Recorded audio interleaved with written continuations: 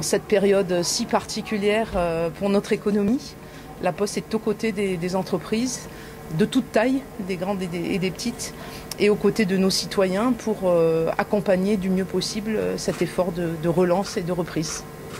Alors en fait, la Poste a une chance et un patrimoine initial considérable parce que autour de la data, nous sommes une entreprise qui a une diversité et un volume de données extraordinaires par nos différents réseaux, nos véhicules électriques, nos bâtiments, nos activités colis, logistiques. Donc nous brassons une masse de données qui est considérable et nous avons organisé depuis plusieurs années, ça fait partie de la stratégie du groupe La Poste d'utiliser cette matière et ces applications et tout ce que peut faire l'intelligence artificielle sur nos process dans le cadre de notre stratégie nationale et internationale. Donc vraiment, dans notre transformation aujourd'hui, la data et l'intelligence artificielle sont au cœur de tous nos sujets, de tous nos process. On fait évoluer notre site e-commerce laposte.fr en marketplace.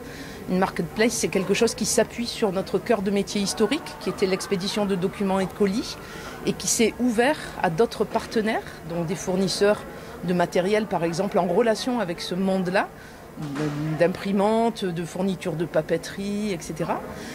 Et qui permet ainsi plusieurs choses. Nous avons une grande audience sur ce site laposte.fr. Le client qui se connecte découvre une offre de service beaucoup plus large et donc ça fait bénéficier à nos partenaires de cette audience maximale et c'est un cercle vertueux où le client a un parcours fluide, a accès à une offre complète, renouvelée en permanence, c'est un peu comme un grand magasin avec des offres, des promotions, etc. Un parcours client très fluide et très simple.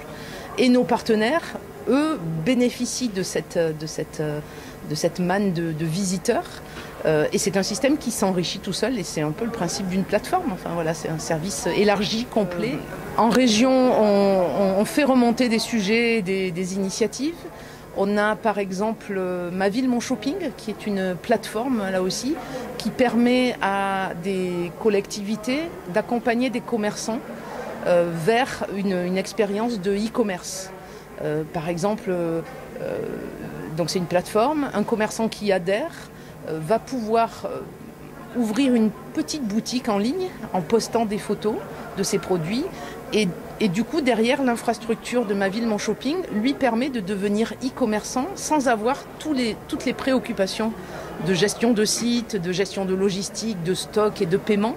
Donc en s'appuyant à une plateforme intégrée, c'est un exemple parmi d'autres, c'est quelque chose qu'on promeut dans la région et qui pourrait être une réponse parmi d'autres au sujet du commerce de proximité, de la vitalité de nos centres-villes, etc. Donc ça s'appelle Ma Ville, Mon Shopping.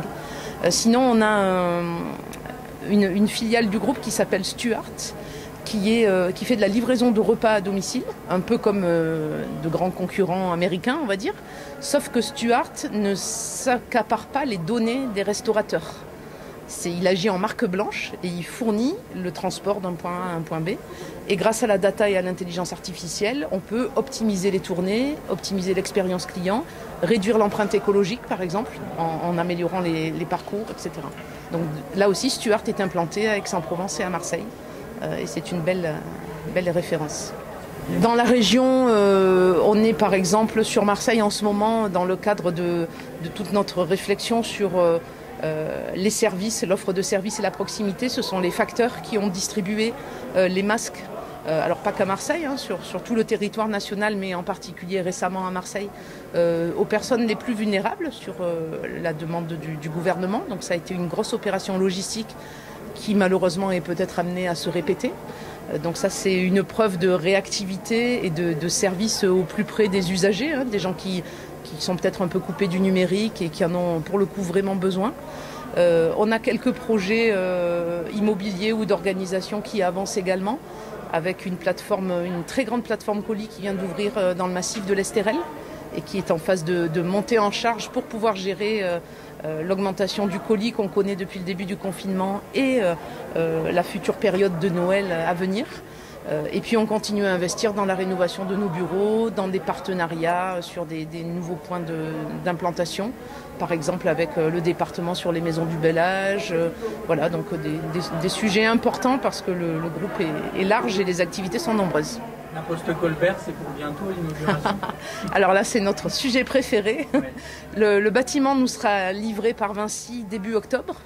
On prend quelques semaines ensuite pour l'équiper, monter le mobilier, etc. Accueillir les presque 400 postiers qui viendront travailler sur le site et qui vont contribuer à la vitalité du centre-ville aussi, hein, parce qu'ils seront en plein cœur de Marseille. Et j'espère qu'on aura l'occasion d'inaugurer le bâtiment peut-être en janvier. Et en tout cas, pour nous, c'est pas qu'un sujet immobilier, c'est la Poste au cœur du territoire. L'investissement pour l'avenir, des conditions de travail rénovées pour les postiers. Donc c'est vraiment un très beau sujet.